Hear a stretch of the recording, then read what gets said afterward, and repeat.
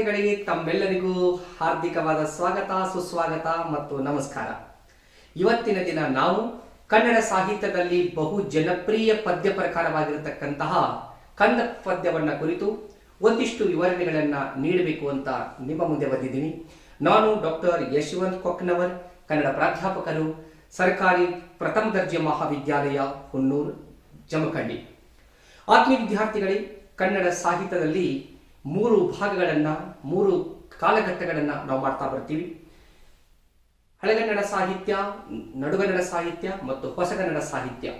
ಹಳೆಗನ್ನಡ ಸಾಹಿತ್ಯದಲ್ಲಿ ಚಂಪು, ಗದ್ಯ ಮತ್ತು ಶಾಸನ ಸಾಹಿತ್ಯಗಳು ಬಹಳ ಪ್ರಮುಖವಾದಂತಹ ಸಾಹಿತ್ಯ ರೂಪಗಳಾದರೆ, ನಡುಗನ್ನಡ ಕಾಲಘಟ್ಟದಲ್ಲಿ ವಚನ, ರಗಳೆ, ಷಟ್ಪದಿ, ಸಾಂಗತ್ಯ, ತ್ರಿಪದಿ, ಕೀರ್ತನೆ, ಸುಳಾದಿ, ಉಘಾಭೋಗ, ಶತಕ ಹೀಗೆ ಒಂದಿಷ್ಟು ಜನಪ್ರಿಯ ರೂಪಗಳನ್ನು ಅಲ್ಲಿ ಕೂಡ ಕಾಣ್ತೀವಿ. ಹೊಸಗನ್ನಡಕ್ಕೆ ಬಂದರೆ ಕಥೆ, ಕಾವ್ಯ, ಕಾದಂಬರಿ, ನಾಟಕ, ಆತ್ಮಚರಿತ್ರೆ, ಜೀವನ ಚರಿತ್ರೆ, ಪ್ರವಾಸ ಕಥನ, ಲಲಿತ ಪ್ರಬಂಧ ಇಂಥ ಬಹಳ ಬಹುಮುಖ್ಯವಾದಂಥ ಒಂದಿಷ್ಟು ಸಾಹಿತ್ಯದ ರೂಪಗಳನ್ನು ಕಾಣ್ತೀವಿ. ಇಂಥ ಹಲವಾರು ರೂಪಗಳಲ್ಲಿ ಪ್ರಾಚೀನ ಕಾಲಘಟ್ಟದ ಚಂಪೂ ಸಾಹಿತ್ಯದಲ್ಲಿ ಮೇರು ಶಿಖರವಾಗಿ ಮೆರೆದಿರತಕ್ಕಂಥ ಕಂದ ಪದ್ಯ ಅವತ್ತಿನ ಕವಿಗಳನ್ನು ಬೆಳೆಸುವುದರ ಜೊತೆಗೆ ಇವತ್ತಿನವರೆಗೂ ಬಹು ಜನಪ್ರಿಯವಾದ ಮತ್ತು ಬಹು ಆಪ್ಯಾಯಮಾನವಾದ ಸಾಹಿತ್ಯ ರೂಪ ಅಥವಾ ಸಾಹಿತ್ಯದ ಒಂದು ಪದ್ಯ ಪ್ರಕಾರ ಅಂತ ಕರಿತೀವಿ. ಅಂತ ಕಂದ ಪದ್ಯ ಅಂದರೆ ಏನು, ಅದರ ಸ್ವರೂಪ ಲಕ್ಷಣಗಳೇನು, ಕಂದ ಪದ್ಯದ ವಿನ್ಯಾಸ ಹೇಗಿರುತ್ತೆ, ಈ ಎಲ್ಲ ಮಾಹಿತಿಗಳನ್ನ ಈ ಒಂದು ವಿಡಿಯೋದಲ್ಲಿ ನೋಡೋಣ. ಆದ್ಮೇಲೆ ಕಂದ ಸಾಹಿತ್ಯ ಅಂತಕ್ಕಂಥದ್ದು ಅಥವಾ ಕಂದ ಪದ್ಯ ಅಂತಕ್ಕಂಥದ್ದು ಇದು ದೇಶೀಯ ಛಂದಸ್ಸಲ್ಲ. ಇದು ಪ್ರಾಕೃತದ ಮಾರ್ಗವಾಗಿ ಕನ್ನಡಕ್ಕೆ ಬಂದು ಬಹುಶಃ ಕನ್ನಡದ ಛಂದಸ್ಸೇನೋ ಅನ್ನುವಷ್ಟರ ಮಟ್ಟಿಗೆ ನಮ್ಮಲ್ಲಿ ಜನಪ್ರಿಯತೆ ಪಡ್ಕೊಂಡಿರ್ತಕ್ಕಂಥ ಒಂದು ರೂಪ.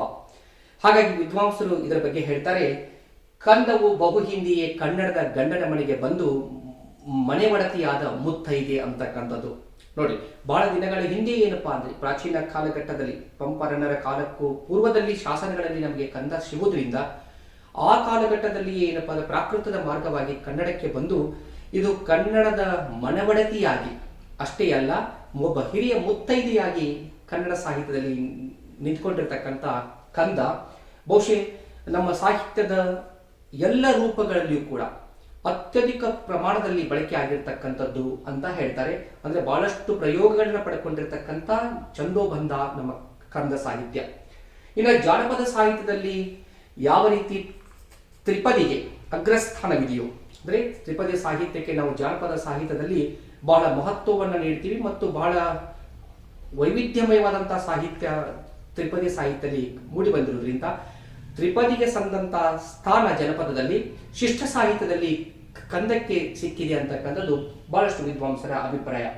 ಹಳೆಗನ್ನಡದ ಕಾವ್ಯಗಳನ್ನ ನಾವು ತೆಗೆದುಕೊಂಡ್ರೆ ಅಲ್ಲಿ ಗದ್ಯ ಪದ್ಯಗಳ ಮಿಶ್ರಿತವಾಗಿರ್ತಕ್ಕಂಥ ಚಂಪುವಿನಲ್ಲಿ ಬಹಳಷ್ಟು ಪದ್ಯಗಳನ್ನು ಖ್ಯಾತ ಕರ್ನಾಟಕ ವೃತ್ತಗಳ ಜೊತೆಯಲ್ಲಿ ಕಂದ ಪದ್ಯವನ್ನು ಬಳಸಲಾಗುತ್ತೆ. ಈ ಕಂದ ಖ್ಯಾತ ಕರ್ನಾಟಕ ವೃತ್ತಗಳಿಗಿಂತ ಹೆಚ್ಚಿನ ಪ್ರಮಾಣದಲ್ಲಿ ಬಳಕೆಯಾಗಿರುವುದನ್ನು ನಾವು ನೋಡ್ತೀವಿ. ರನ್ನ, ಪಂಪ, ಪೊನ್ನ ಇಂಥವರೆಲ್ಲ ಕಂದ ಪದ್ಯಗಳನ್ನ ದುಡಿಸಿಕೊಂಡ ರೀತಿ ಇದೆಯಲ್ಲ, ಬಹುಶಃ ಅವರು ಅದನ್ನ ಬಳಸಿಕೊಂಡು ತಾವು ಬೆಳೆಯುವುದಷ್ಟೇ ಅಲ್ಲದೆ ಕಂದವನ್ನು ಕೂಡ ಬಹಳ ಉತ್ಕೃಷ್ಟ ಮಟ್ಟದಲ್ಲಿ ಬೆಳೆಸಿದ್ರು ಅಂತಕ್ಕಂಥ ಮಾತನ್ನ ನಾವು ಓದ್ತೀವಿ. ಮುಖ್ಯವಾಗಿ ಮಾತ್ರ ಛಂದಸ್ಸಿನಲ್ಲಿ ಕಂದ, ಷಟ್ಪದಿ, ರಗಳೆಯನ್ನ ನಾವು ಅಧ್ಯಯನ ಮಾಡೋದ್ರಿಂದ ಇವು ಮೂರು ಪ್ರಾಕೃತದ ಮಾರ್ಗವಾಗಿ ಬಂದಿರತಕ್ಕಂಥ ಒಂದಿಷ್ಟು ರೂಪಗಳು ಅನ್ನೋದನ್ನ ನಾವು ತಿಳ್ಕೊತೀವಿ. ದೇಶಿ ಛಂದಸ್ಸಿನಲ್ಲಿ ಅಂದ್ರೆ ಅಂಶ ಛಂದಸ್ಸಿನಲ್ಲಿ ಒಂದಿಷ್ಟು ರೂಪಗಳನ್ನ ನಾವು ಅಧ್ಯಯನ ಮಾಡ್ತೀವಿ. ಹಾಗೆ ಸಂಸ್ಕೃತದ ಮಾರ್ಗವಾಗಿ ಖ್ಯಾತ ಕರ್ನಾಟಕ ವೃತ್ತಗಳನ್ನ ಏನಪ್ಪಾ ಅಂದ್ರೆ ನಾವು ಓದ್ತೀವಿ. ಹಾಗಾಗಿ ಕಂದ ಅಂತಕ್ಕಂಥ ಈ ಒಂದು ರೂಪ ಇದು ಪ್ರಾಕೃತದ ಮಾರ್ಗವಾಗಿ ಕನ್ನಡಕ್ಕೆ ಬಂದಿರತಕ್ಕಂಥದ್ದು. ಹಾಗಾಗಿ ಕಂದಕ್ಕೆ ಬಹಳ ಶ್ರೇಷ್ಠವಾದಂತಹ ಸ್ಥಾನ ಕನ್ನಡ ಸಾಹಿತ್ಯದಲ್ಲಿ ಸಿಕ್ಕಿದೆ. ಕನ್ನಡ ಕಾವ್ಯಗಳಲ್ಲಿ ನಾನು ಆಗಲೇ ಹೇಳಿದಾಗೆ ಬಹಳಷ್ಟು ಪ್ರಮಾಣದಲ್ಲಿ ಕಾಣಿಸಿಕೊಂಡಂತ ಈ ಒಂದು ಕಂದ ಎಷ್ಟರ ಮಟ್ಟಿಗೆ ಅಂದ್ರೆ ಚಂಪು ಕಾವ್ಯದ ಒಟ್ಟು ಪದ್ಯಗಳನ್ನು ತೆಗೆದುಕೊಂಡ್ರೆ, ಅಂದ್ರೆ ಒಂದು ಕಾವ್ಯದಲ್ಲಿ ಎಷ್ಟು ಬಳಕೆಯಾಗಿವೆ ಆ ಒಟ್ಟು ಪದ್ಯಗಳನ್ನು ತೆಗೆದುಕೊಂಡ್ರೆ ಅರ್ಧ ಅಥವಾ ಅರ್ಧಕ್ಕಿಂತ ಹೆಚ್ಚಿನ ಪದ್ಯಗಳು ಕಂದ ಪದ್ಯದಲ್ಲಿ ಇರುವುದನ್ನ ನಾವು ನೋಡ್ತೀವಿ. ಯಾಕೆ ಇಷ್ಟೊಂದು ಕಂದಕ್ಕೆ ಮಹತ್ವ ಸಿಕ್ತು ಅಥವಾ ಕಂದವನ್ನ ನಮ್ಮ ಕವಿಗಳು ಯಾಕೆ ಇಷ್ಟ ಅಧಿಕ ಪ್ರಮಾಣದಲ್ಲಿ ಬಳಸಿಕೊಂಡ್ರು ಅಂದ್ರೆ ಅದು ಬಹಳ ತ್ವರಿತತೆಯನ್ನ ಹೊಂದಿರುವುದರಿಂದ ಕವಿಗಳಿಗೆ ಬಹಳ ಅದು ಇಷ್ಟವಾದಂತಹ ಒಂದು ಛಂದೋಬಂಧವಾಯಿತು. ಕತೆ ಬೇಗನೆ ಮುಂದೆ ಸಾಗಲಿಕ್ಕೆ ಅಂದ್ರೆ ವರ್ಣನೆಯ ಸಂದರ್ಭದಲ್ಲಿ ತಮಗೆಲ್ಲ ಗೊತ್ತಿದೆ, ಅಷ್ಟಾದಶ ವರ್ಣನೆಗಳು ಚಂಪು ಕಾವ್ಯಗಳಲ್ಲಿ ಅನಿವಾರ್ಯ. ಅಂತ ಸಂದರ್ಭದಲ್ಲಿ ಖ್ಯಾತ ಕರ್ನಾಟಕ ವೃತ್ತಗಳನ್ನ ಬಳಸ್ಕೋಬೇಕಾಗಿತ್ತು. ಮಾಹಿತಿಯ ಘಟನಾತ್ಮಕತೆಯನ್ನು ಹೇಳುವ ಸಂದರ್ಭದಲ್ಲಿ ಗದ್ಯವನ್ನು ಬಳಸ್ಕೋಬೇಕಾಗಿತ್ತು. ಆದರೆ ಎಲ್ಲಿ ಕಥೆಯನ್ನ ಬೇಗನೆ ಮುಂದುವರೆಸಬೇಕು ಅಂತಕ್ಕಂಥ ಸಂದರ್ಭದಲ್ಲಿ ಕವಿ ಆದವನು ಏನಪ್ಪಾ ಅಂದ್ರೆ ಕಂದ ಪದ್ಯವನ್ನ ಬಳಸ್ಕೋತಿದ್ದ. ಕಂದದ ಗಾತ್ರ ಕೂಡ ಬಹಳ ಕಿರಿದು, 4 ಸಾಲುಗಳಲ್ಲಿ ಆ ಮಾಹಿತಿಯನ್ನ ಹೇಳಿಕೊಂಡು ಕಥೆಯನ್ನ ಮುಂದುವರಿಸಲಿಕ್ಕೆ ಅನುಕೂಲವಾಗಿರ್ತಕ್ಕಂಥದ್ದು. ಮತ್ತು ರಚನೆ ಕೂಡ ನಾವಿಡೀ ಖ್ಯಾತ ಕರ್ನಾಟಕ ವೃತ್ತವನ್ನು ತೆಗೆದುಕೊಂಡ್ರೆ ಅದೆಲ್ಲದಕ್ಕಿಂತ ಸ್ವಲ್ಪ ಸರಳ, ರಚನೆಗೂ ಕೂಡ ಸರಳ ಮತ್ತು ಸುಲಭವಾಗಿರೋದ್ರಿಂದ ಬಹುಶಃ ಕವಿಗಳು ಇದಕ್ಕೆ ಶರಣು ಹೋಗಿರ್ಬೋದು ಅಂತಕ್ಕಂಥ ಮಾತನ್ನು ಹೇಳ್ತೀವಿ. ಒಟ್ಟಾರೆ ಎಲ್ಲ ಅಂಶಗಳಿಂದ ಕಂದ ಏನಪ್ಪಾ ಅಂದ್ರೆ ಬಹಳ ಜನಪ್ರಿಯವಾದಂಥ ಒಂದು ಸಾಹಿತ್ಯ ಪ್ರಕಾರವಾಗಲಿಕ್ಕೆ ಕಾರಣ ಆಯ್ತು ಅಂತಕ್ಕಂಥ ವಿಚಾರ. ಇನ್ನ ಕಂದದ ಅರ್ಥ ಮತ್ತು ನಿಷ್ಪತ್ತಿ. ಕಂದ ಅಂತಕ್ಕಂಥ ಪದ ಕೂಡ ಹೇಗೆ ಕನ್ನಡದಲ್ಲಿ ಬಂತು, ಆ ಪದದ ನಿಷ್ಪತ್ತಿ ಹೇಗಾಯಿತು ಅನ್ನೋದನ್ನು ನೋಡೋದಾದ್ರೆ, ಕಂದ ಪದ್ಯ ನಾನು ಆಗಲೇ ಹೇಳಿದಾಗೆ ಮೂಲತಃ ಕನ್ನಡ ಪಾರಿಭಾಷಿಕ ಪದ ಅಲ್ಲ, ಮತ್ತು ಕಂದ ಸಾಹಿತ್ಯ ಅಥವಾ ಕಂದ ಪದ್ಯ ಕನ್ನಡ ಛಂದಸ್ಸು ಕೂಡ ಅಲ್ಲ. ಹಾಗಾದ್ರೆ ಇದು ಯಾವ ಮಾರ್ಗವಾಗಿ ಬಂತು ಅಂದ್ರೆ, ಇದು ಸಂಸ್ಕೃತದಲ್ಲಿ ಆರ್ಯಾಗೀತಿಯನ್ನು ಹೋಲ್ತಕ್ಕಂಥ ಒಂದು ಸಾಹಿತ್ಯ ಪ್ರಕಾರ. ಅಂದ್ರೆ ಸಂಸ್ಕೃತದಲ್ಲಿ ಆರ್ಯಗೀತಿ ಅಥವಾ ಆರ್ಯಗೀತಿಕೆ ಅಂತಕ್ಕಂಥ ಹೆಸರಿನಲ್ಲಿ ಒಂದು ಸಾಹಿತ್ಯ ರೂಪ ಇರ್ತಕ್ಕಂಥದ್ದು, ಅದನ್ನು ನಮ್ಮ ಕಂದ ಪದ್ಯ ಹೋಲ್ತಕ್ಕಂಥದ್ದು. ಹಾಗಾದ್ರೆ ಈ ಆರ್ಯಗೀತಿಗೆ ಮೂಲ ಯಾವುದು ಅಂತ ಹುಡುಕೋದಾದ್ರೆ, ಪ್ರಾಕೃತ ಭಾಷೆಯಲ್ಲಿ ಸ್ಕಂದಕ ಅಂತಕ್ಕಂಥ ಒಂದು ಸಾಹಿತ್ಯ ರೂಪ, ಬಹುಶಃ ಅದು ಕಾಲಾಂತರದಲ್ಲಿ ಕಂದಯ ಅಂತಕ್ಕಂಥ ಹೆಸರನ್ನು ಪಡ್ಕೊಂಡು ಮುಂದೆ ಕಂದ ಅಂತ ಆಗಿರಬಹುದು ಅಂತಕ್ಕಂಥ DS ಕರ್ಕಿ ಅವರನ್ನು ಒಳಗೊಂಡು ಬಹಳಷ್ಟು ಛಂದಸ್ಸನ್ನ ಅಧ್ಯಯನ ಮಾಡಿರ್ತಕ್ಕಂಥ ಮತ್ತು ಛಂದಸ್ಸಿನ ಬಗ್ಗೆ ಕೃತಿಗಳ ಬರೆದಿರತಕ್ಕಂಥ ವಿದ್ವಾಂಸರ ಅಭಿಮತ. ಮುಖ್ಯವಾಗಿ ಅದರ ನಿಷ್ಪತ್ತಿಯನ್ನು ಹೇಳುವುದಾದ್ರೆ ಸ್ಕಂದಕಂ, ಕಂದಕಂ, ಕಂದಅ, ಕಂದಯ, ಕಂದಯ, ಕಂದ, ಕಂದ. ನೋಡಿ, ಇವತ್ತಿನ ಕಂದ ಅಂತಕ್ಕಂಥ ರೂಪ ಬರಬೇಕಾದ್ರೆ ಅದು ಆರಂಭದಲ್ಲಿ ಸ್ಕಂದಕ ಅಂತಕ್ಕಂಥ ಪದ ನಿಷ್ಪತ್ತಿಯನ್ನು ಹೊಂದುವುದರ ಮೂಲಕ ಏನಪ್ಪಾ ಕಂದ ಆಗಿರುವ ಸಾಧ್ಯತೆಯನ್ನು ಗುರುತಿಸ್ತಾರೆ. ಮೂಲತಃ ಗಾಥಾ ಪ್ರಭೇದಗಳ ಸಾಲಿಗೆ ಸೇರ್ತಕ್ಕಂಥದ್ದು. ಕಂದ ಕುರಿತ ವಿವಿಧ ವಿದ್ವಾಂಸರ ಅಭಿಪ್ರಾಯಗಳು ಹೀಗಿವೆ. ಶ್ರೀ ವಿಜಯ ಅವರನ್ನ ಕವಿರಾಜ ಮಾರ್ಗಕಾರ ಅಂತ ಕರಿತೀವಿ. ಅವರ ಶ್ರೀ ವಿಜಯ ಹೇಳ್ತಕ್ಕಂಥ ಮಾತೇನಪ್ಪ ಅಂದ್ರೆ, ಕಂದ ಕನ್ನಡದಲ್ಲಿ ಮಾತ್ರಾಗಣ ಛಂದೋಬಂಧ. ಕಂದ ಅಂತಕ್ಕಂಥದ್ದು ಕನ್ನಡದಲ್ಲಿ ಮಾತ್ರಾಗಣದಲ್ಲಿ ನಾವು ಅಧ್ಯಯನ ಮಾಡ್ತಕ್ಕಂಥ ಒಂದು ಛಂದೋ ಪ್ರಕಾರ ಅಂತಕ್ಕಂಥ ವಿಚಾರವನ್ನು ಹೇಳಿದ್ರೆ, ನಾಗವರ್ಮ ಕವಿ ಹೇಳ್ತಾನೆ, ಕಂದಕ್ಕೆ ಸಮಾನವಾದಂತಹ ಸಂಸ್ಕೃತ ಬಂಧ ಆರ್ಯಗೀತೆ.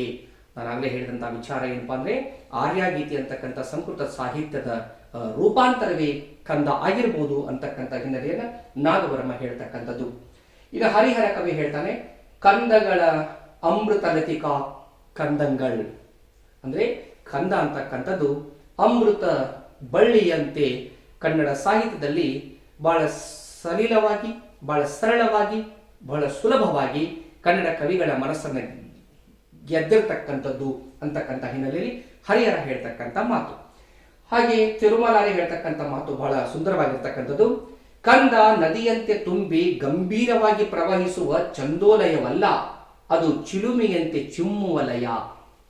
ನೋಡಿ, ಕಂದ ಪದ್ಯವನ್ನ ಮುಖ್ಯವಾಗಿ ಬಹಳ ರಭಸವಾದಂತಹ ವಿಚಾರಗಳನ್ನ, ಬಹಳ ವೇಗವಾದಂಥ ಆಸ್ಫೋಟಕ ಕೆಲವೊಂದು ಸಂಗತಿಗಳನ್ನ ತಿಳಿಸುವ ಸಂದರ್ಭದಲ್ಲಿ ಕಂದವನ್ನು ಬಳಸೋಕ್ಕಾಗೋದಿಲ್ಲ. ಇದು ಅಂತ ಛಂದಸ್ಸಿಗೆ ಹೊಂದಾಣಿಕೆ ಆಗೋದಿಲ್ಲ, ಅಥವಾ ಅಂತ ವಿಚಾರಗಳನ್ನ ಸಮರ್ಥನೆ ಮಾಡಲಿಕ್ಕೆ ಅಂತ ಚಂದೋಲಯ ಕಂದದಲ್ಲಿಲ್ಲ.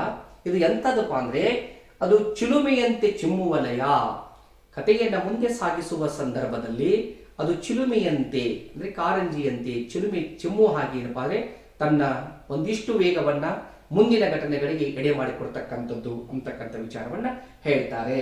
ರಾಜಮಾರ್ಗಕಾರ ಒಬ್ಬ ಕವಿಯಾದವನು ಏನನ್ನ ತಿಳಿಸಿಕೊಡಬೇಕು, ಅಥವಾ ಒಬ್ಬ ಸಮರ್ಥ ಕವಿ ಅಥವಾ ಒಬ್ಬ ಪ್ರಧಾನ ಕವಿ ಅಂತ ನಾವು ಯಾರನ್ನು ಕರಿತೀವಿ, ಆತ ಜೀವನದ ವಿವಿಧ ಆಯಾಮಗಳನ್ನ, ಯಾವುದು ಸತ್ಯ, ಯಾವುದು ಮಿಥ್ಯ, ಯಾವುದು ಹಿತ, ಯಾವುದು ಅಹಿತ, ಯಾವುದು ರೂಪ, ಯಾವುದು ಸ್ವರೂಪ, ಇಂಥವುಗಳೆಲ್ಲ ತಿಳಿಸಿಕೊಡಬೇಕು ಅಂತಕ್ಕಂಥ ಹಿನ್ನೆಲೆಯಲ್ಲಿ ರಚಿಸಿರ್ತಕ್ಕಂಥ ಒಂದು ಕಂದ ಪದ್ಯ ಹೀಗಿದೆ.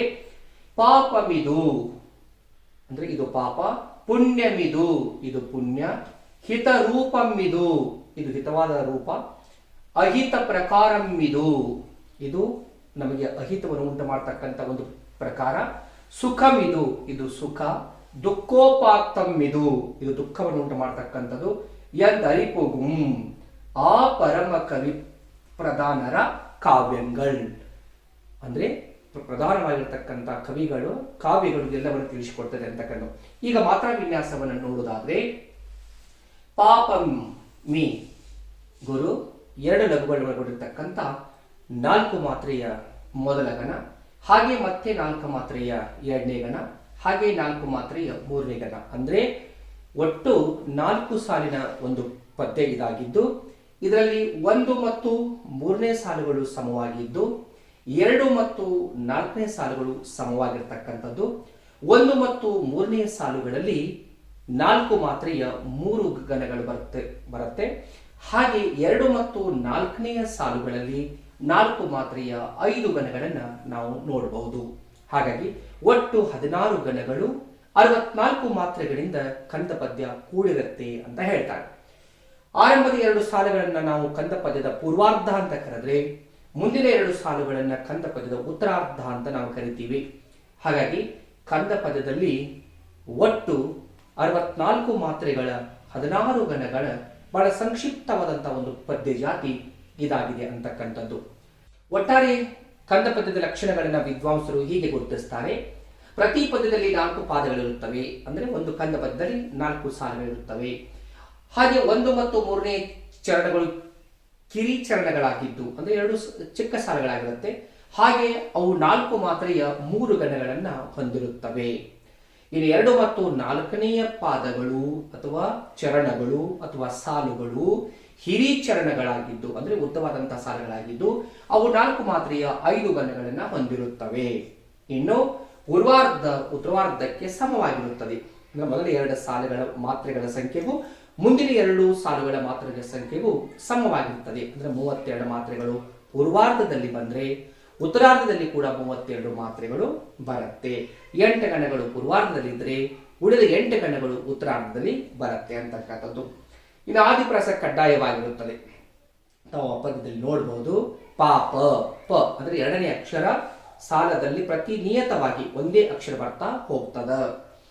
ಇನ್ನು ವಿಷಮ ಸ್ಥಾನದಲ್ಲಿ ಅಂದ್ರೆ 1, 3, 5, 7ನೇ ಗಣದಲ್ಲಿ ಮಧ್ಯ ಗುರುವುಳ್ಳ ಅದಕ್ಕೆ ನಾವು ಜಗಣ ಅಂತ ಕರಿತೀವಿ.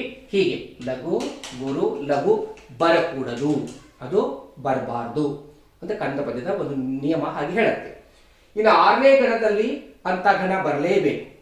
ಅಂದ್ರೆ ಜಗನ ಮಧ್ಯ ಗುರುವುಳ್ಳ ಲಘು ಗುರು ಲಘು ಇರ್ತಕ್ಕಂಥ ಅಥವಾ ಸರ್ವ ಲಘುಗಳಿಂದ ಕೂಡಿರ್ತಕ್ಕಂಥ 4 ಲಘು ಲಘು ಲಘು ಬರ್ತಕ್ಕಂಥ ಗಣ 6ನೇ ಸ್ಥಾನದಲ್ಲಿ ಇರಲೇಬೇಕು. 2ರಲ್ಲಿ 1 ಇರಲೇಬೇಕು.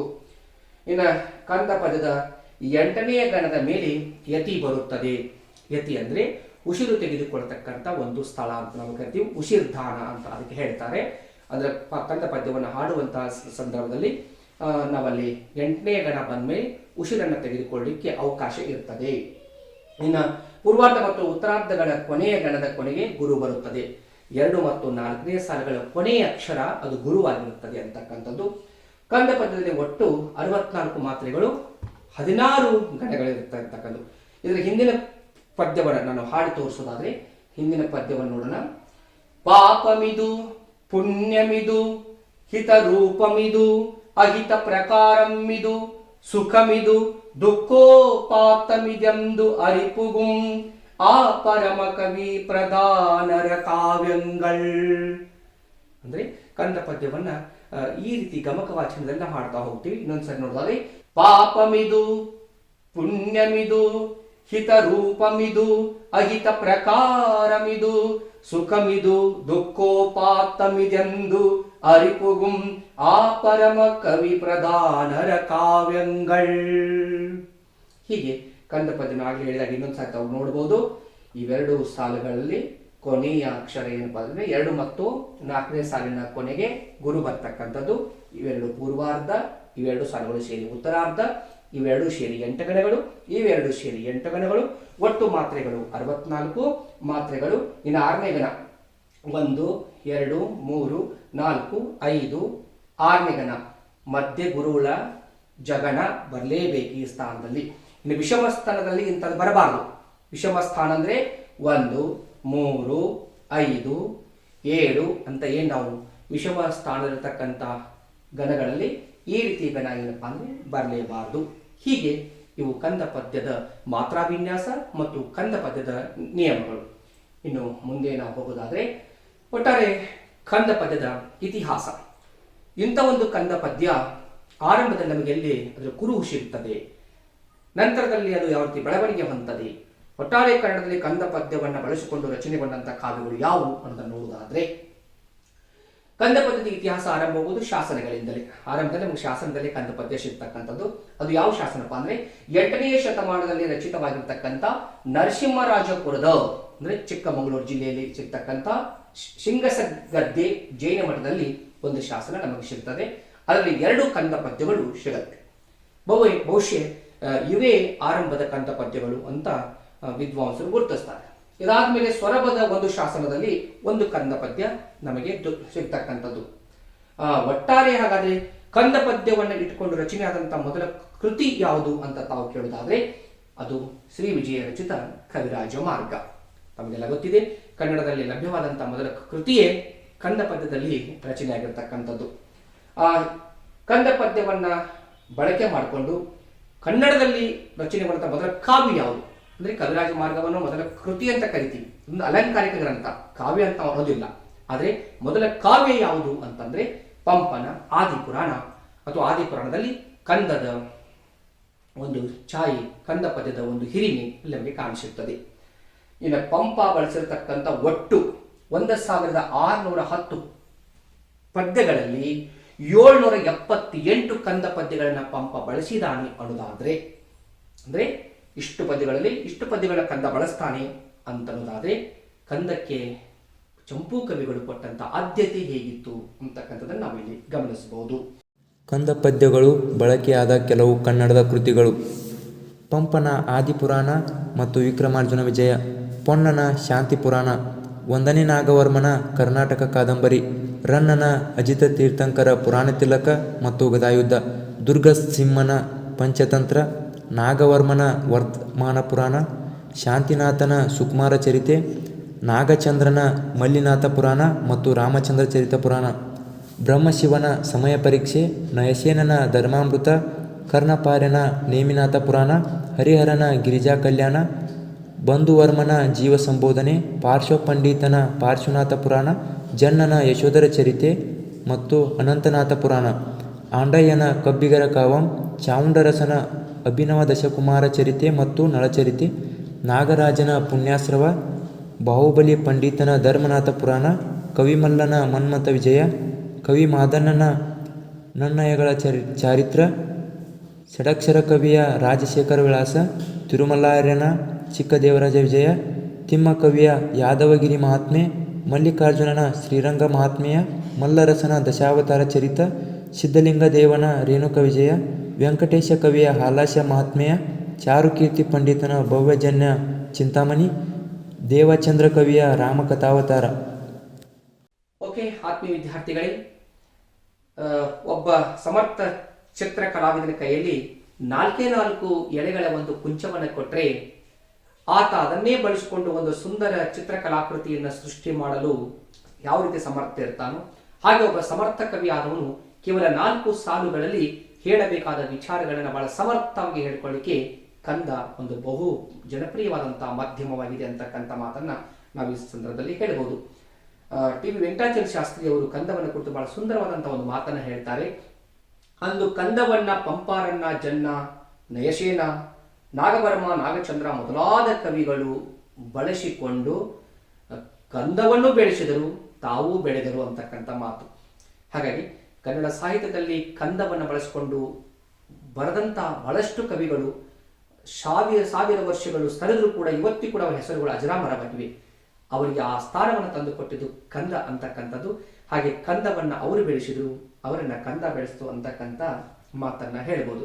ಒಟ್ಟಾರೆ ಕಂದ ಸಾಹಿತ್ಯ ಅಥವಾ ಕಂದ ಪದ್ಯ ಅಂದ್ರೆ ಏನು, ಕಂದ ಪದ್ಯದ ಮಾತ್ರ ವಿನ್ಯಾಸ ಹೇಗಿರುತ್ತೆ, ಕಂದ ಪದ್ಯದ ಲಕ್ಷಣಗಳೇನು, ಕನ್ನಡ ಸಾಹಿತ್ಯದಲ್ಲಿ ಕಂದವನ್ನ ಬಳಸಿಕೊಂಡು ಸೃಷ್ಟಿಯಾದಂತಹ ಸಾಹಿತ್ಯ ಕೃತಿಗಳು ಯಾವುವು ಮತ್ತು ಕಂದದ ಇತಿಹಾಸ ಹೇಗಿತ್ತು, ಈ ಎಲ್ಲ ವಿಚಾರಗಳನ್ನ ನನ್ನ ಮತಿಯ ಮಿತಿಗೆ ನಿಲುಕಿದಷ್ಟು ನಿಮ್ಮ ಮುಂದೆ ಇಟ್ಟಿದ್ದೀನಿ. ದಯವಿಟ್ಟು ಇವುಗಳನ್ನ ಬಳಸಿಕೊಂಡು ಬರತಕ್ಕಂಥ ಪರೀಕ್ಷೆಗಳನ್ನು ಸಮರ್ಥವಾಗಿ ತಾವೆಲ್ಲರೂ ಎದುರಿಸ್ತೀರಿ. ಅದರ ಜೊತೆಗೆ ಹೆಚ್ಚಿನ ಕನ್ನಡ ಸಾಹಿತ್ಯದ ಇಂಥ ವಿಡಿಯೋಗಳನ್ನು ತಾವೆಲ್ಲ ನೋಡ್ತೀರಿ ಅಂತ ಹೇಳ್ತಾ, ಈ ಒಂದು ವಿಡಿಯೋ ನಿಮಗೆ ಇಷ್ಟವಾದರೆ ಲೈಕ್ ಮಾಡಿ, ಶೇರ್ ಮಾಡಿ, ಕಮೆಂಟ್ ಮಾಡಿ, ಸಬ್ಸ್ಕ್ರೈಬ್ ಮಾಡೋದನ್ನು ಮರಿಬೇಡಿ ಅಂತ ಹೇಳ್ತಾ ನನ್ನ ಮಾತನ್ನು ಮುಕ್ತಾಯಗೊಳಿಸ್ತೀನಿ. ಎಲ್ಲರಿಗೂ ನಮಸ್ಕಾರ.